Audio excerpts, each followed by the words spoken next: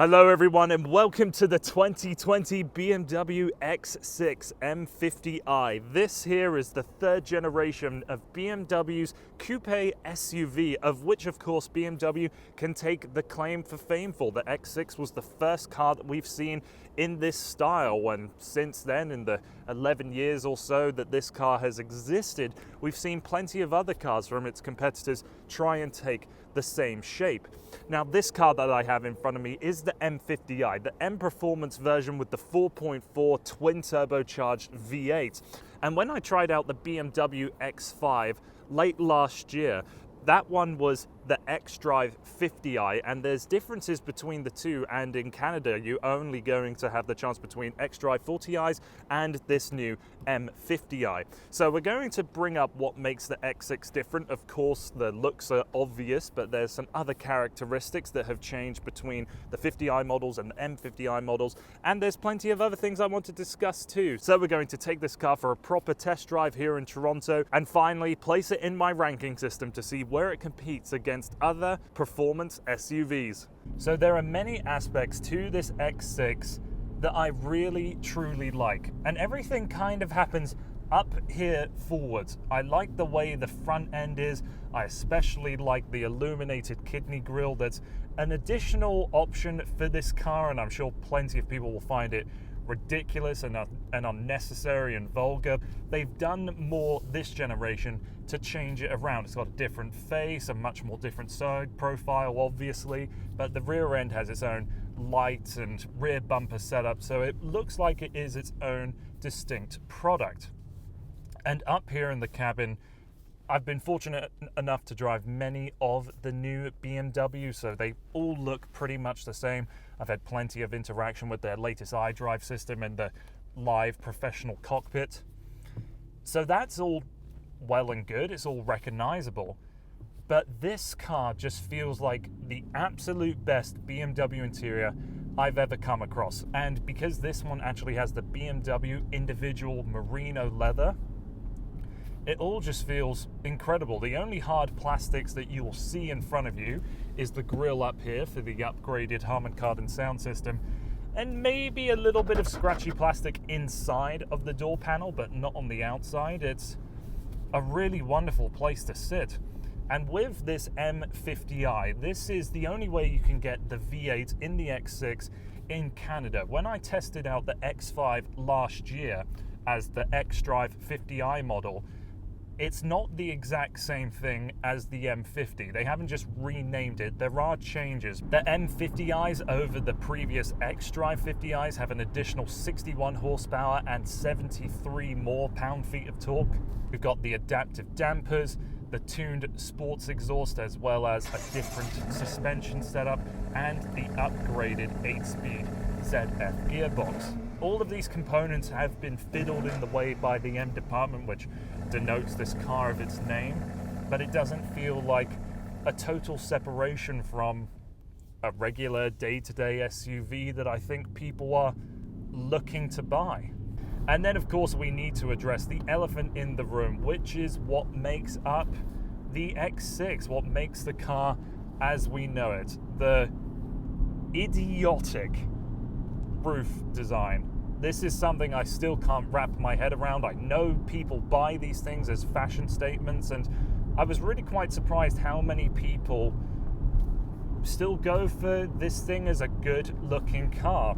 I mean, we're on generation 3. That's enough evidence to prove that BMW has customers, and maybe even repeat customers, for the X6. And then of course we haven't even spoken about visibility, where this is the absolute biggest problem with the X6.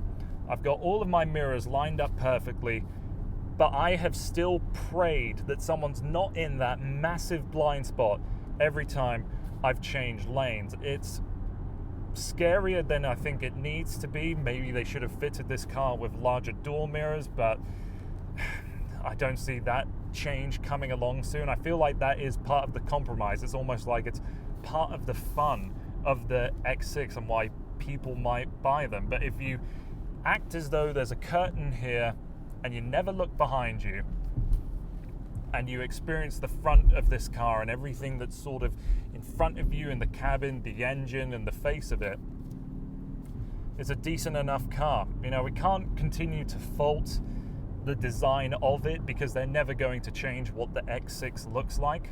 They build the X5 for that exact reason.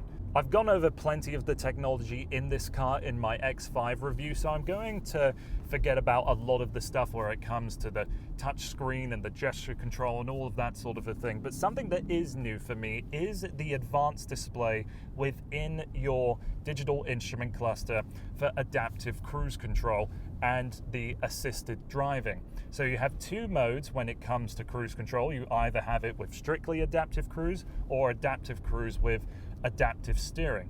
And in this system right now, I have the X6 displayed and all of the cars and the amount of lanes around me. So right now it detects that I have a car in front, it's showing that distance, a truck is about to come up besides, it shows that as well, and it knows the difference between small cars and big cars. So if I were to go up alongside this bus, it will probably show it as a truck. And with this system in place, you can also use the lane changing system that I've never experienced in any car at all. But when the BMW thinks it's good enough for you to change lanes, you simply indicate and the car takes over for you.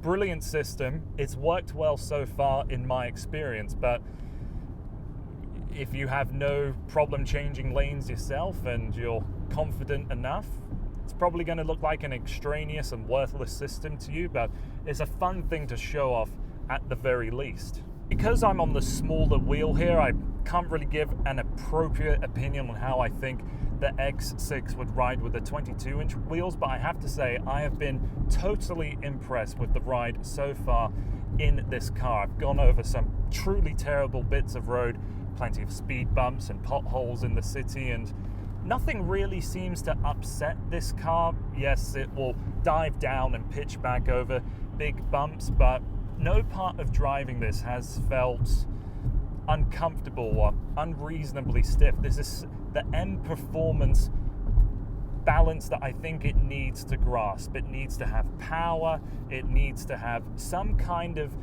driving precision, but it shouldn't have the compromises of a full M sports car. 0 to 100 kilometers in this car can happen in 4.3 seconds. The 4.4 litre twin turbocharged V8 offers up so many interesting noises. There's a couple of points where you'll hear the sound being pumped in digitally, but it seems like it happens more higher up in the rev range. Lower down, you'll hear a little bit of crackling if you're in sport mode. When you're driving along and you lift your foot off of the throttle suddenly, there's a little burble.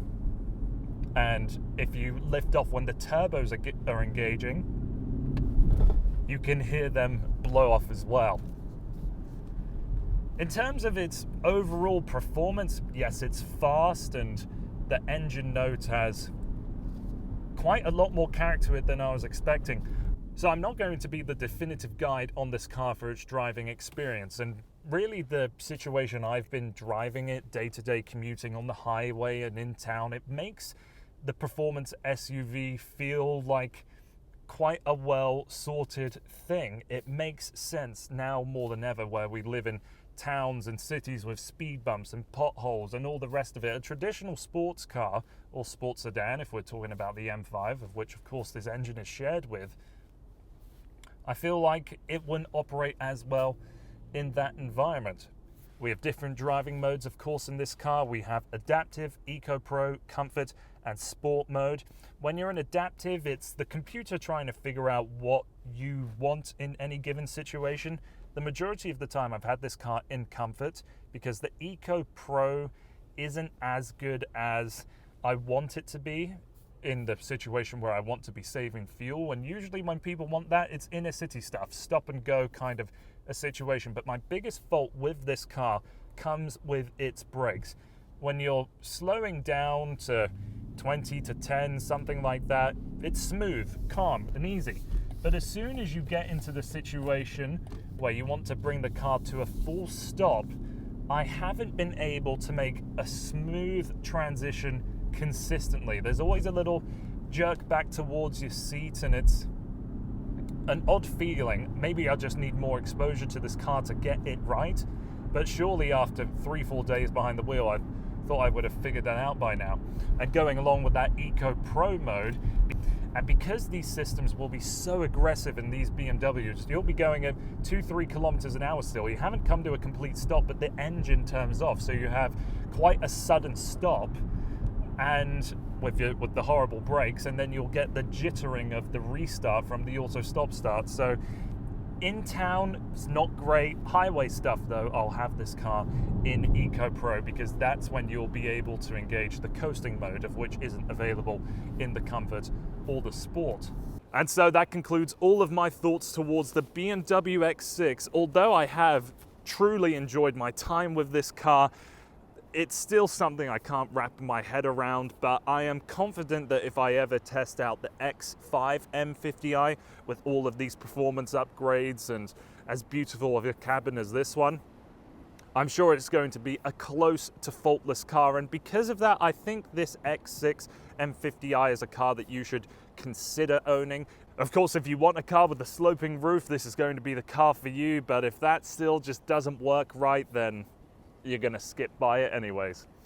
So thanks again for watching. I hope you enjoyed everything that you've seen in today's video. If you wouldn't mind subscribing, it really helps out the channel, liking and commenting and sharing as well. It really does a lot to help me out.